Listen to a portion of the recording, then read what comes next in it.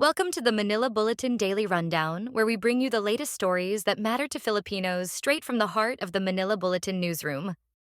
Here's the quick rundown of today's top stories, Saturday, November 9th. Filipinos illegally staying in the United States are urged to leave now before crackdown begins. Filipinos illegally staying in the United States have been advised to voluntarily leave the country before President-elect Donald Trump begins his crackdown on undocumented immigrants.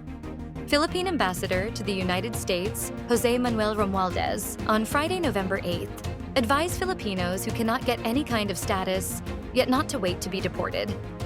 His warning came 2 days after Trump was called to assume the post of outgoing President Joe Biden after securing a comeback following the elections. Romualdez warned there is no going back for foreign nationals who will be deported. But if undocumented immigrants voluntarily leave for now, there is always an opportunity for them to file at the right time. The United States supports 2 Philippine maritime laws as China objects. The United States has supported President Marcos's signing into law of 2 maritime laws that have affirmed the Philippines' sovereignty over its maritime zone. Matthew Miller, spokesman for the U.S. Department of State, said the passing into law of the Maritime Zones Act and the Archipelagic Sea Lanes Act is a routine matter and further clarifies the country's maritime law.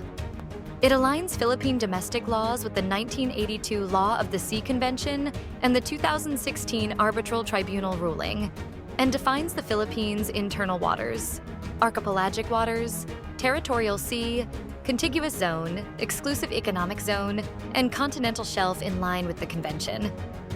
Meanwhile, China has objected to President Marcos's signing of 2 maritime laws that have affirmed the Philippines' sovereignty over its maritime zone, including its exclusive economic zone, part of which is being illegally claimed by Beijing. Mao Ning, spokesperson for China's foreign ministry, said the ministry summoned Manila's envoy to Beijing, Ambassador Jaime Flor Cruz, following the passing into law of the Philippine Maritime Zones Act and the Philippine Archipelagic Sea Lanes Act. President Marcos issues executive order banning all offshore gaming operations. President Marcos has issued Executive Order Number 74, formalizing his earlier order for the immediate ban of Philippine offshore gaming operations, internet gaming, and other offshore gaming operations in the Philippines. In issuing the executive order, signed by Executive Secretary Lucas Bersamin on November 5th, Marcos stressed his administration's resolve to promote national security, public safety, and public order. He first announced the unequivocal ban on POGOs or internet gaming licensee operations during his 3rd State of the Nation address in July this year. Under the executive order, operators may no longer apply for licenses. Those with existing ones can no longer renew and are expected to cease operations and wind up their affairs by December 31st, 2024. 8 million tons of silt, waste removed from Luzon river systems by the San Miguel Corporation. At least 8 million tons of silt and waste were removed from 136 kilometers of river systems in Luzon since 2020. The San Miguel Corporation said amid concerns on the worsening flooding problems in the country. In a statement, San Miguel Corporation Chairman and Chief Executive Officer Ramon S. Ang said the company's silt and waste removal program is part of the Better Rivers Philippines, which paved the way to the massive cleanup effort in waterways such as the Tullahan, Pasig, and San Juan rivers, as well as those in Bulacan, Pampanga, and Laguna. Judge cancels court deadlines in Trump's 2020 election case after his presidential win. The judge overseeing Donald Trump's 2020 election interference case canceled any remaining court deadlines Friday, while prosecutors assess the appropriate course going forward in light of the Republicans' presidential victory. Trump's victory over Vice President Kamala Harris means that the Justice Department believes he can no longer face prosecution in accordance with department legal opinions meant to shield presidents from criminal charges while in office.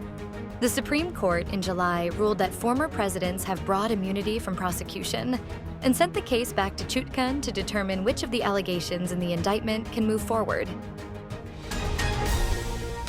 Talk and text remains the king of the PBA Governors Cup. Rondé Hollis Jefferson and Jason Castro both let out a loud roar as the final buzzer in Game 6 went off. Those were barely audible inside the smart Araneta Coliseum as it faded in the cheers of the huge crowd, as well as the wild celebration of their teammates.